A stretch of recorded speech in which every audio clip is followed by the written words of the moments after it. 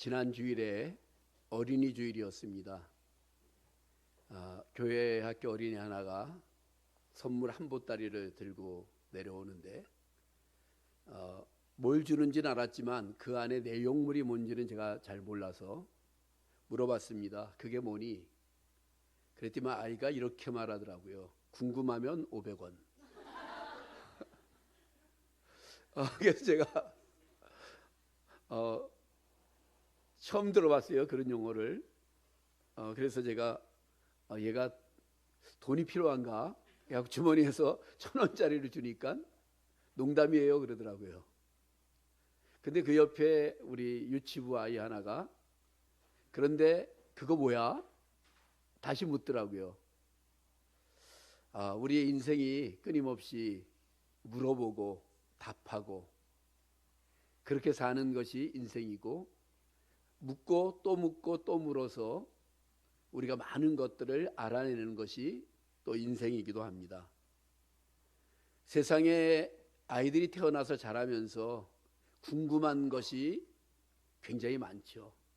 그래서 어떤 것은 10번, 100번, 1000번 물어보면서 알아간다라고 이야기를 합니다. 세상을 향해서 끊임없이 물어보다가 어느 순간 아이가 내 안에 대고 나는 누구인가를 물어보기 시작한다는 거죠. 그래서 우리나라의 교과서를 보면 중학교 1학년쯤 돼갖고 나는 누구인가라는 것이 이렇게 내용이 나오고 있습니다. 근데 얼마 전에 한 그 교육 심리학자의 글을 보니까는 나는 누구인가라고 하는 그 내용을 초등학교 3학년 정도로 앞당겨야 된다.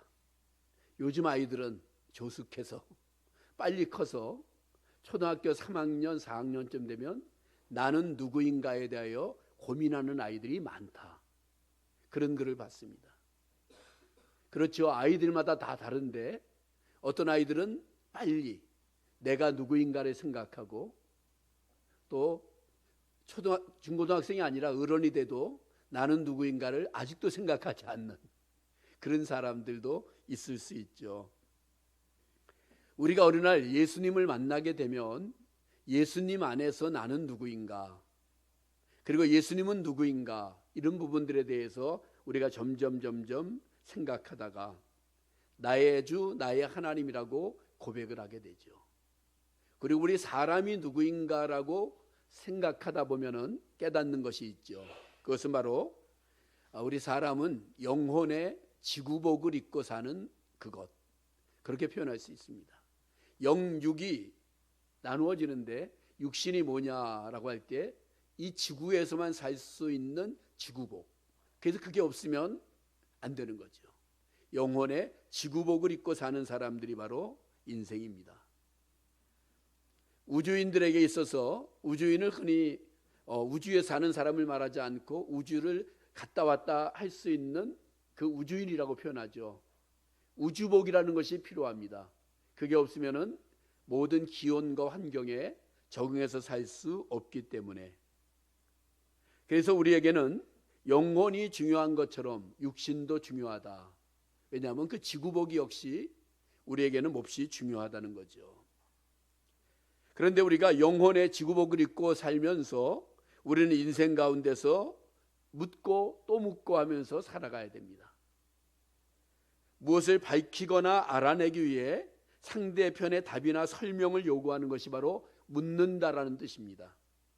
신앙적인 용어로 바꿔본다면 기도하고 또 기도하고 이렇게 바꾸어 볼 수 있습니다. 성도의 삶이라는 것은 인생 누구나 그렇지만 미지의 삶입니다. 한 번도 가보지 못한 길을 우리는 계속 갑니다. 우리는 1년 이렇게 시간을 정해놓고 가지만 돌아보게 되면은 한 번도 가보지 못한 길입니다. 똑같은 봄이 왔지만 작년봄과 금년봄이 다른 이유 중에 하나는 우리의 생각도 다르고 우리의 몸도 다르고 우리의 마음도 다르고 다 다르기 때문에 그렇습니다. 이럴 때 우리는 모든 것을 아시는 하나님께 묻는 것은 너무나 당연한 일입니다. 특별히 무엇인가 결정해야 될 때, 어느 쪽을 선택해야 될 때 하나님 앞에 많이 물어봐야 된다는 것은 당연한 일이라는 거죠. 오늘 본문의 말씀은 역대상 15장인데 하나님이 선택한 왕 다윗이 드디어 왕이 되었습니다. 드디어 왕이 되었다는 것은 왕이 되기까지 쉽지 않았다는 겁니다. 그가 어렸을 때 청소년기에 이미 사무엘 선지자를 통하여서 기름 부음을 받았지만 이스라엘 백성들이 인정하는 왕이 되기까지는 시간이 걸렸다는 거죠. 그러니까 비밀 안수를 받았고 시간을 기다리다가 드디어 왕이 되었습니다. 신앙의 사람, 믿음의 사람, 하나님 중심의 사람이었던 다윗은 왕이 되자마자 가장 먼저 생각했던 것은 법궤를 옮기는 것이었습니다. 이 법궤는 이스라엘 백성들에게 있어서 몹시 중요한 상징물이죠. 하나님을 이야기하는 상징물이 바로 법궤였습니다. 눈에 보이는 그것. 이스라엘 백성들이 광야 40년 동안 법궤를 앞세우고 모든 것을 했죠. 이 법궤 안에는 십계명이 적힌 돌판이 있었고, 그리고 만나를 담은 항아리가 있었고, 아론의 상난 지팡이가 있었습니다. 이것은 말씀과 일용할 양식과 생명과 부활을 상징하는 듯한 그 안에 법궤 속에 있죠. 그래서 어느 날 우리 교회도 현관에 원래 법궤 사이즈는 우리 강대상만 하지만 조그만 모형 법궤를 갖다 놓기도 했습니다. 믿음의 사람 다윗이 법궤를 옮긴다는 것은 굉장히 당연한 일이었기에 그는 왕이 되자마자 법궤 옮기는 일을 실행했습니다. 그런데 실패했습니다. 실패 정도가 아니라 옮기다가 웃사라고 하는 사람이 갑자기 죽었습니다. 옮기는 도중에 소들이 날뛰게 되니까는 웃사라고 하는 그 옮기는 지도자가 법궤에 손을 댔다가 그 자리에서 죽었습니다. 백성들은 법궤에 대해서 공포에 떨게 되었습니다. 왜 그랬을까? 이제는 포기해야 되는가? 그런데 다윗은 포기하지 않았습니다. 이것은 굉장히 중요한 일인데 왜 그랬을까? 왜 이렇게 되었을까를 생각하고 하나님 앞에 묻고 또 묻고 하나님의 말씀을 연구하고 살피고 그러다가 방법을 알아냈고 마침내 법궤를 옮기는 일에 성공한 이야기가 오늘 본문의 말씀입니다. 하나님은 우리의 아버지가 되시죠. 하늘아버지. 구하면 좋은 것으로 주신다고 하셨던 하늘아버지. 마태복음 7장 9절 이하에 보면 너희 중에 누가 아들이 떡을 달라 하는데 돌을 주며 생선을 달라 하면 알을 줄 사람이 있겠느냐? 없다는 거죠. 너희가 악한 자라도 좋은 것으로 자식에게 줄 줄 알거든 하물며 하늘에 계신 너희 아버지께서 구하는 자에게 좋은 것으로 주시지 않겠느냐? 구하는 자에게 좋은 것으로 주시는 하나님. 우리는 인생을 살아가면서 우리가 물을 대상, 구할 대상, 그 대상이 있다라는 것이 우리에게는 큰 행복입니다. 예수 믿고 하나님의 자녀가 되었고 구원받았다, 이것만이 아니라 우리의 인생과 우리의 삶 가운데 하나님이 우리와 동행하시고 우리가 필요하면, 우리가 원하면, 우리가 뭔가에 대해서 궁금하면 물을 대상인 하나님이 있고 하나님의 말씀이 있다는 것이 우리에게는 행복입니다. 그리고 굉장히 귀한 것이죠. 우리나라 속담에 돌다리도 두들겨보고 가라라는 표현이 있죠. 조심하라는 거죠. 어떤 사람 물론 두들겨서도 괜찮은데도 안 가는 사람도 있지만 우리가 실험하고 성공하면 움직여야 되겠죠.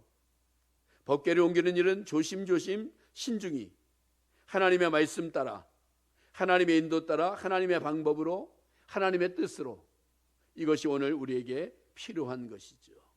오래전, 오늘 본문의 말씀보다 한참 전 이런 사건이 있습니다. 이 사건 후의 사건이네요. 여호수아가 여리고성을 무너뜨리고 그 다음에 아이성 싸움에서, 이건 쉽다, 작다, 그렇게 생각하고 묻지 않고 그 일을 진행하다가 실패한 사건도 있습니다. 그러니까 성경의 대표적인 사건 중에 하나죠.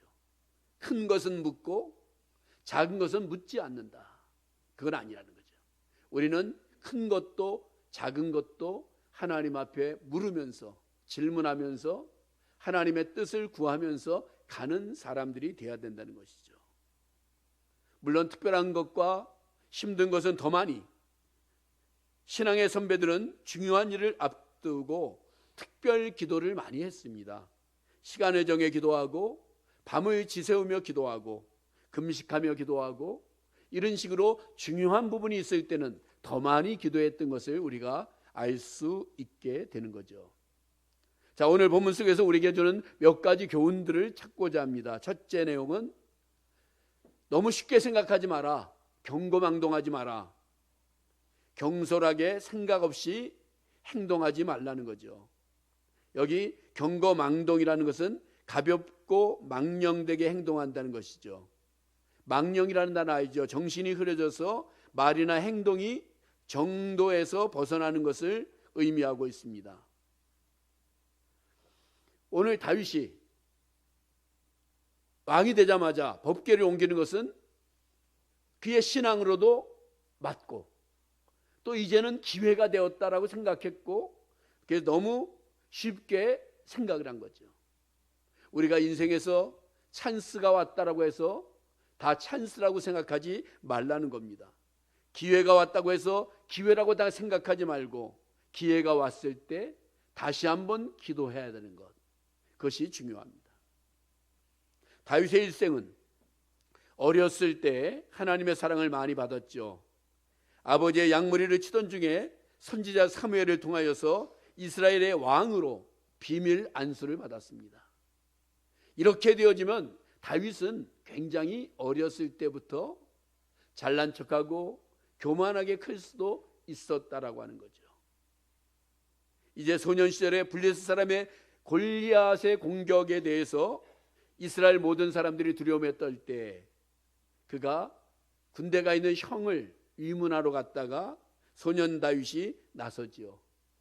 그러면서 너는 칼과 창과 단창으로 나왔지만 나는 만군의 여호와의 이름으로 나간다고 하면서 골리앗을 물리쳤던 소년 장수 다윗. 이 소년이라는 것이 어린이라고 하는 뜻은 아닙니다. 그 당시에 보면은 우리로 이야기하면 아직 청소년인데 그때는 그 나이가 다 큰 아이들로, 그러니까 성년과 청년 어린이 중간의 어떤 모습으로 볼 수 있습니다.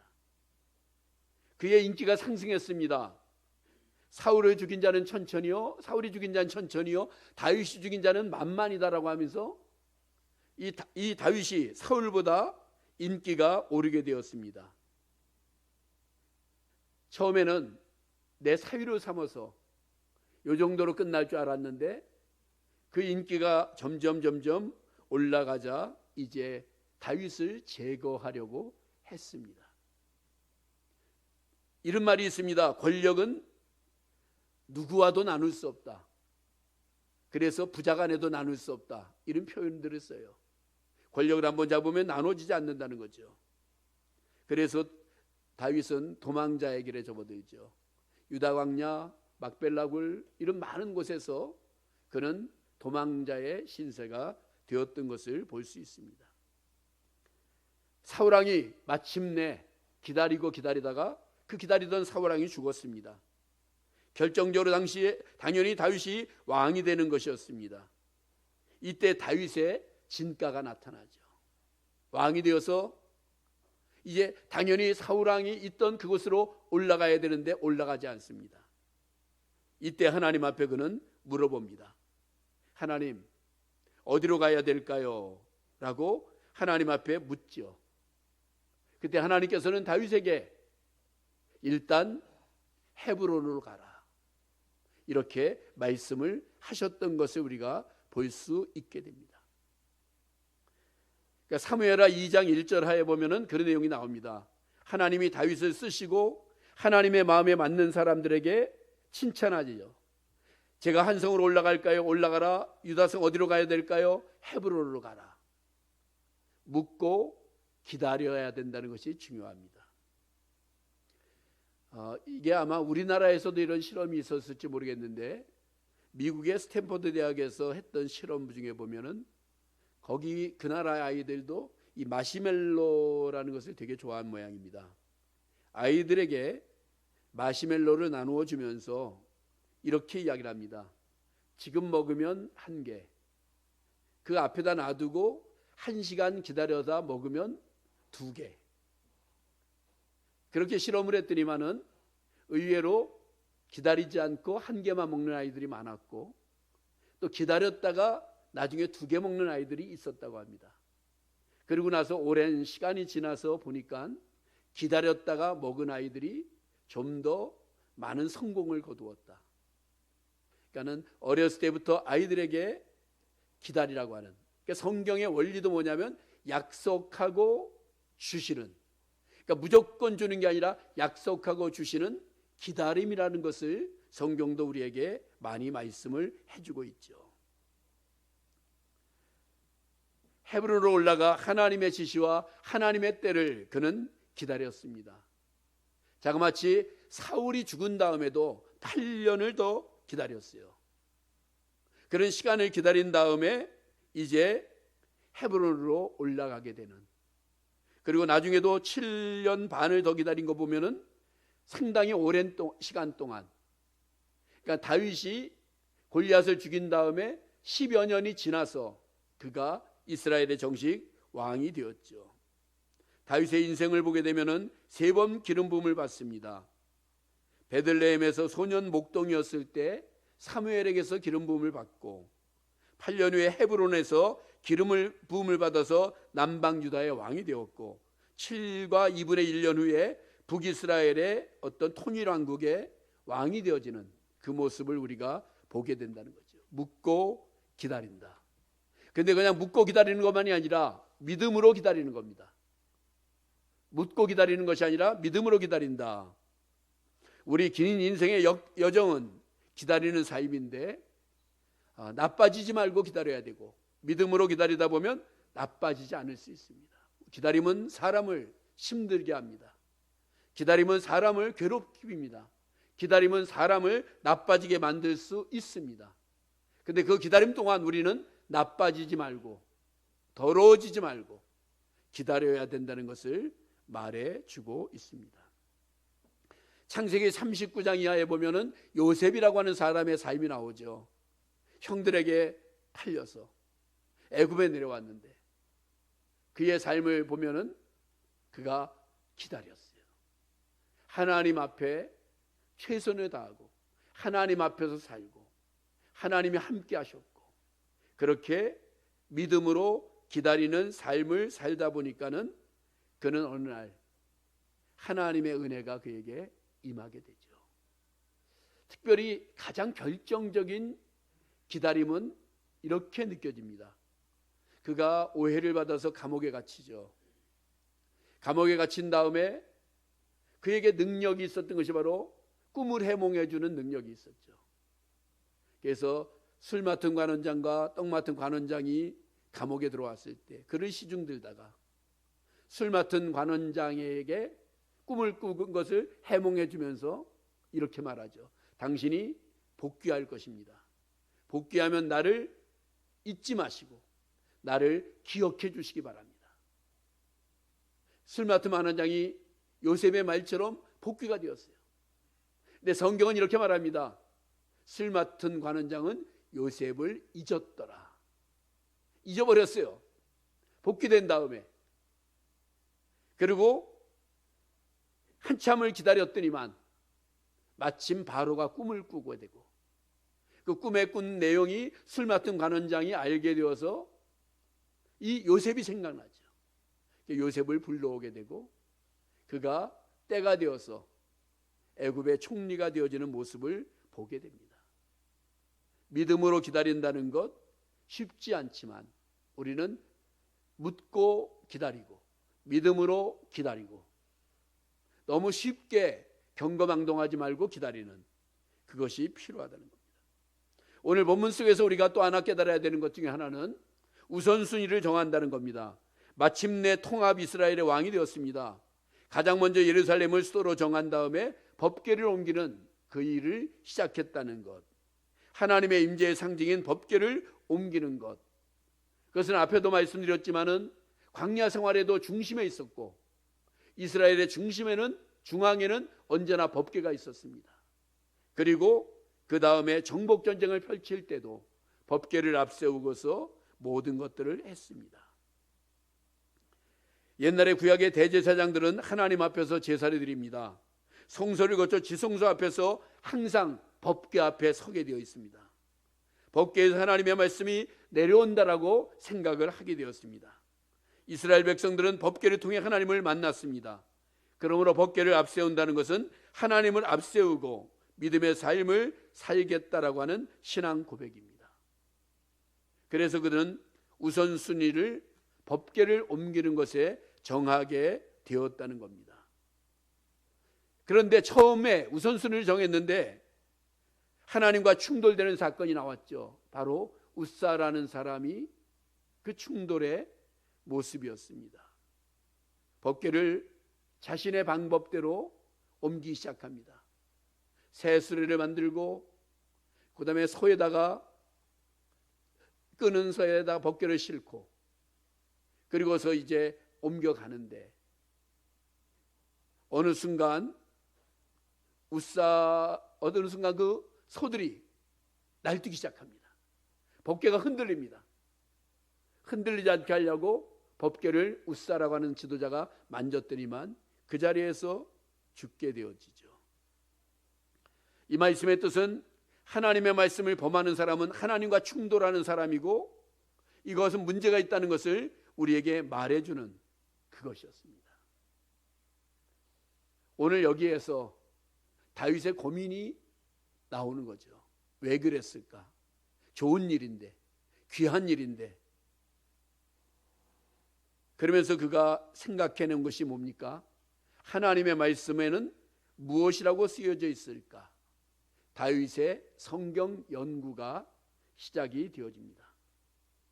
민수기 4장에 가보니까는 법궤 운반 방법이 있었습니다. 행진할 때 아론과 그 아들들이 성소와 성소의 모든 기구 덮기를 피라거든 고앗 자손이 와서 매릴 것이니라. 그러나 성물을 만지지 말지니 죽을까 하노라. 하나님의 일을 하나님의 방법으로 행하라고 말씀을 하셨습니다. 여기에는 두 가지 내용이 있었습니다. 하나는 레위 지파만이 할 수 있다. 또 하나는 법궤는 매는 것이다. 오늘 보면 우리가 읽은 내용에 보면은 맨다라는 단어가 많이 나옵니다. 소에다가 태우는 것도 아니고 제사장들이 레위 지파들이 법궤를 채로 꿰서 메고 하나님의 방법이 있었다라고 하는 겁니다. 오늘 이 사회의 행동 철학은 좋은 목적을 달성하기 위해서는 어떤 수단을 사용해도 좋다라는 생각을 갖고 있습니다. 수단이 목적을 정당화시킬 수 있다는 오염된 생각이 세상에는 많이 있습니다. 수단 방법을 가려야 되는 것이 바로 신앙인의 모습이기도 하죠. 다윗도 웃사 사건 이후로 두려움에 빠졌습니다. 그러다가 이제 하나님의 말씀에 대하여서 연구하기 시작하죠. 일단 그 법궤는 오벳 에돔이라고 하는 집에 석 달 동안 머무르게 됩니다. 그리고서 이 법궤를 옮기는 일에 대해서 기도하고 고민하고 생각하고 연구하고 그러다가 방법을 성경에서 찾아내게 되어지죠. 앞에 말씀드린 것처럼 레위 사람 외에는 그리고 이 법궤는 매는 것이다. 이렇게 답을 얻어내는 것을 볼 수 있습니다. 하나님의 말씀, 우리는 성경으로 돌아와 성경을 통해 성경적인 삶이 우리에게 얼마나 중요한가를 늘 잊지 말아야 됩니다. 시대는 변해도 성경은 변하지 않는다. 세상은 변해도 하나님의 말씀은 변하지 않는다는 사실을 늘 기억할 필요가 있습니다. 그래서 우리는 하나님의 말씀을 읽고, 저희가 젊었을 때는 하나님의 말씀을 공부하는 방법 5가지를 이야기했습니다. 읽고 듣고, 처음에 읽고 듣고 공부하고 암송하고 적용하기. 이것을 말씀의 손이라고 이렇게 표현을 했습니다. 그런데 어느 날부터 옛날에는 서기관들만 하던 성경 쓰기 이런 일들이 많이 생기게 되었습니다. 저도 제가 젊었을 때 그런 분위기가 있었더라면 벌써 성경을 썼을 텐데, 목사 은퇴할 때가 다 돼갈 때까지 성경 쓰기를 옛날에 로마서만 한번 썼댔어요. 로마서를 암송하기 위해서 성경을 쓰지 못했는데, 우리 교회 성도님들 중에서 벌써 3분이나 성경을 다 썼다고. 한편으로는 제가 참 귀하다라고 느끼면서 내가 먼저 써야 되는 건데 이 생각도 들었고, 그래서 어제 갑자기 이 3분에게는 선물을 줘야 되겠다. 그래서 제가 어제 선물을 사왔어요. 이쪽은 안 보이지만 이쪽에 이따 드릴 겁니다. 그리고 가만히 선물을 사러 가서 보니까 근데 성경을 쓴 분들도 귀하지만 우리 교회 성도 한 분, 남자 성도 한 분은 성경을 정확하게 세진 않았지만 저희가 성경 읽게 하면서 아마 100번쯤 읽었던 것 같아요. 그래서 그분에게도 드려야 되겠다. 4개를 사왔습니다. 우리가 하나님의 말씀을 읽는 것, 공부하는 것, 듣는 것, 암송하는 것, 적용하는 것, 그리고 쓰는 것, 축복의 길입니다.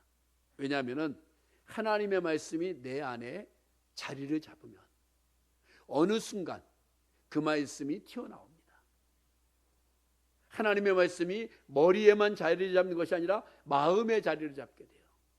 성경을 읽고 듣고 하다 보면 그러면 어느 순간 내 마음에 있던 하나님의 말씀이 나와서 우리를 살리고 나의 모든 것들을 살리는 귀한 역할을 하게 된다는 겁니다.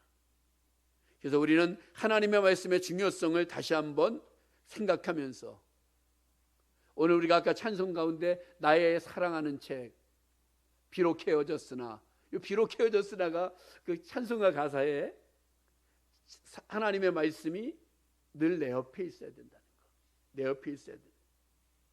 어거스틴이라는 사람을 변화시킨 말씀은 로마서 13장으로 알려져 있죠. 방황하고 방랑에 있던 이 청년이 하나님의 말씀이 들려오는 소리 속에서 변화가 되죠.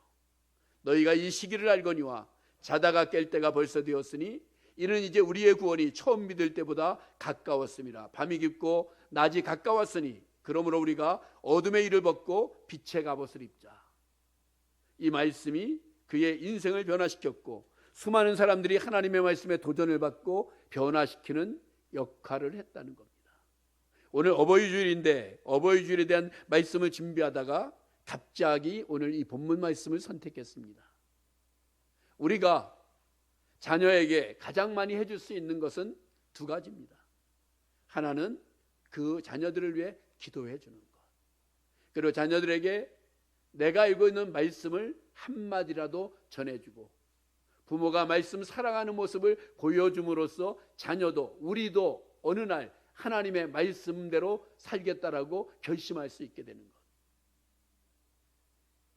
어린아이가 부모에게 끊임없이 이게 뭐야 묻고 또 묻고 세상을 알아가듯이 우리는 처음 가는 인생길 끊임없이 하나님 앞에 묻고 가야 되는데 결국은 2가지더라고요. 말씀과 기도. 하나님의 말씀을 찾아가서 말씀 가운데 묻고 하나님 앞에 가서 기도 가운데 묻고 말씀이 하나님 앞에 묻는 거더라고요. 기도가 하나님 앞에 묻는 거더라고요. 다시 한번 강조합니다. 하나님의 말씀 따라 하나님이 기뻐하시는 방법대로 하나님의 일을 하는 것인데 결국은 말씀으로 묻고 기도로 묻고, 오늘 말씀을 종합해 보면 너무 쉽게 경거망동하지 말고 나빠지지 말고 기다리고 하나님의 말씀과 충돌하지 말고 성경을 공부하고 하나님의 방법을 지금 나에게 말씀하시는 하나님의 말씀으로 성경에서 찾는 것, 이것이 바로 오늘 우리에게 가장 중요한 것입니다. 말씀과 기도로 묻자. 우리의 삶에서 평상시에도 중요할 때는 더 많이 더 깊게 기도하겠습니다.